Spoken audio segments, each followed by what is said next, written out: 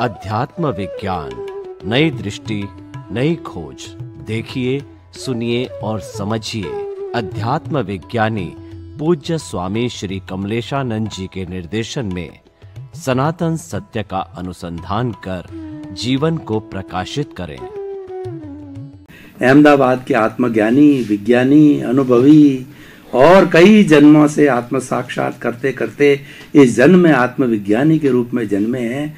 और वो सारी दुनिया को, उनके मन में भावना है, करुणा है कि जगत कल्याण हो, जगत के सब जीवों को जो मैंने प्राप्त किया सबको प्राप्त हो और सब मुक्ति को जावे। इतनी बड़ी सहृदयता लेकर के इतने बड़े ज्ञानी इस साधारण रूप में हमारे सामने आए हैं। तो स्वामी जी आपका बहुत बहुत धन्यवाद, कृतज्ञता। जय सच्चिदानंद। सच्चिदानंद।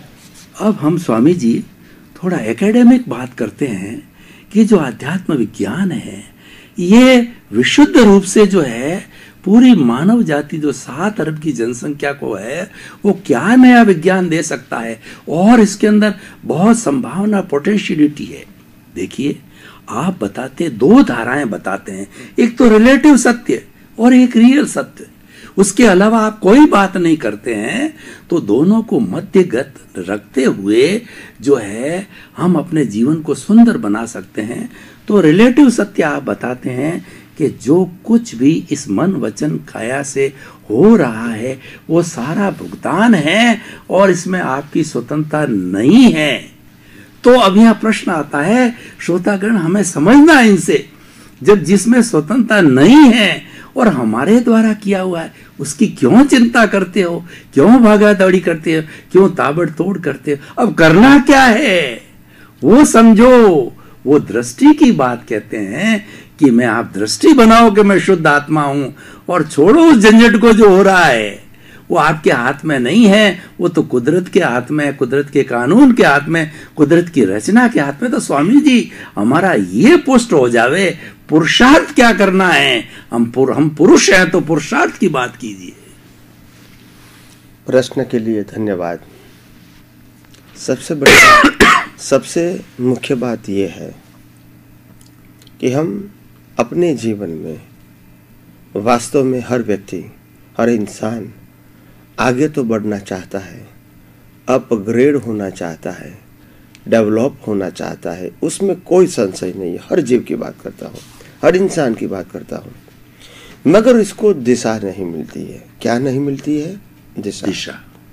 और जो दिशा मिली हुई है वो दिशा सिर्फ सामाजिक या तो धार्मिक दिशा मिली हुई है और इसलिए उनके साथ जो विकास होने का, डेवलप होने का जो रेडियस है वो लिमिटेड बन जाता है।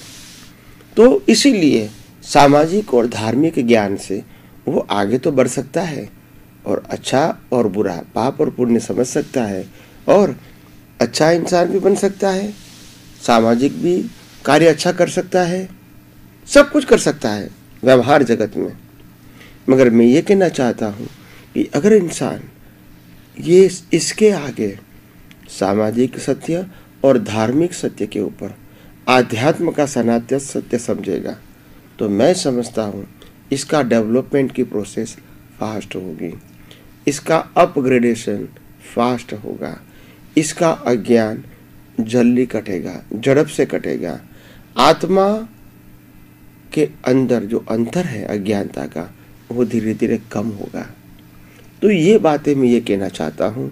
लोग मेरे को बहुत सारा प्रश्न करता है, हर विदेश में जाता हूँ, देश में जाता हूँ, भारतवर्ष के अंदर घूमता हूँ, लोग मेरे को प्रश्न करते हैं कि स्वामी जी आप जगत कल्याण की बात करते हो और जगत कल्याण में तो 7.5 अरब की पॉपुलेशन है, तो आप अकेले बिना कोई सहायता, न कोई संस्था है, न कोई मंदिर है, न कोई फंड है, न कोई फॉलोअर्स है, कुछ भी न होते हुए आप पूरे विश्व का कल्याण करने की जो भावना रखते हैं, भावना तो अच्छी है मगर हमको प्रैक्टिकल नहीं लगता है।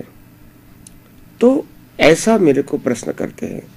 तब मैं कहता हूँ ये बात मत समझो कि एक व्यक्ति क्या नहीं कर सकता है। मैं ये समझता हूँ कि राम भी अकेला था, आज इसको मानने वाले 100 करोड़ लोग हैं। कृष्ण भी अकेले थे, आज मानने वाले हजारों लोग, करोड़ों लोग हैं। महावीर भी एक थे, इसको मानने वाले लाखों लोग हैं। प्रश्न ये नहीं है। क्राइस्ट भी एक थे, इसको मानने वाले करोड़ों लोग हैं। पैगंबर भी एक थे, इसको मानने वाले करोड़ों लोग हैं। एक व्यक्ति क्या कर सकती है, इसका उदाहरण तो हमारे सामने है, हिस्ट्री में है, इतिहास में है, और वास्तविकता हम जानते हैं। ये मत समझो कि व्यक्ति कमजोर होती है। व्यक्ति खुद अपनी साइकोलॉजी से मानती है कि मेरे से कुछ नहीं होगा, तो इससे कुछ नहीं होगा। प्रश्न ये नहीं है कि व्यक्ति सब कुछ कर सकती है। प्रश्न ये है कि उनका मनोबल होना चाहिए कि मेरे सामने जो कुछ अनुभव का विज्ञान है, ज्ञान है, वो मैं विश्व को बांटना चाहता हूँ, बेचना नहीं चाहता हूँ।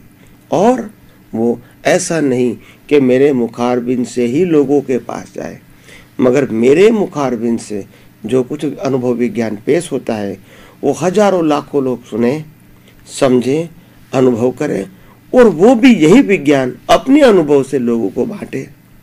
इसको कहते हैं विचार क्रांति अभियान। आप समझे? तो नथिंग इज इम्पॉसिबल। तो बात को समझने की कोशिश करो। और मैं कहता हूँ कि सामाजिक और धार्मिक जीवन जीते जीते थोड़ा थोड़ा विज्ञान को समझने की कोशिश करो, विज्ञान को दृष्टि से अप्लाई करने की कोशिश करो, और विज्ञान को विज्ञान के रूप में दृष्टि से अनुभव करो, और धीरे धीरे अपनी दृष्टि को अपग्रेड बनाओ, धीरे धीरे अपनी दृष्टि को साइंटिफिक बनाओ, धीरे धीरे अपनी दृष्टि को अनुभवी बनाओ, और धीरे धीरे अनुभव होने के बाद लोगों को यही अनुभव विज्ञान के रूप में बांटते जाओगे, तो मैं समझता हूँ कि पूरे विश्व में ये विज्ञान फैलने में कोई दिक्कत नहीं आएगी। धीरे धीरे लोग सामाजिक और धार्मिक बातों को ही जो मानने वाले हैं, वो धीरे धीरे विज्ञान को भी मानेंगे, समझेंगे, समझने की कोशिश करेंगे, कहाँ से पाया जाता है वो प्रयास करेंगे। इसी को ही मैं कहता हूँ विचार क्रांति अभियान, और वो चलता रहेगा।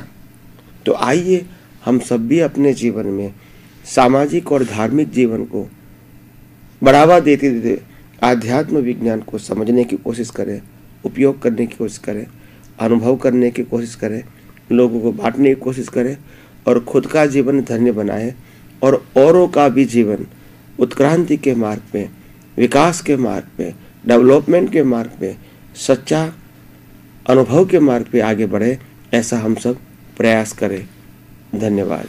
स्वामी जी, आपका बहुत बहुत धन्यवाद।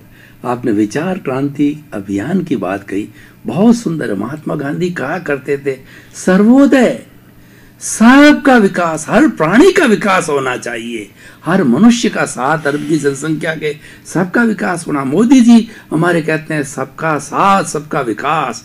ये समन्वय की बात है और ये सबको आगे बढ़ाने की बात है। तो आपने बहुत सुंदर विचार अभियान क्रांति की बात कही, बहुत ही सुंदर, आपके प्रति कृतज्ञता। स्वामी जी, हमने व्यक्ति के सुधार की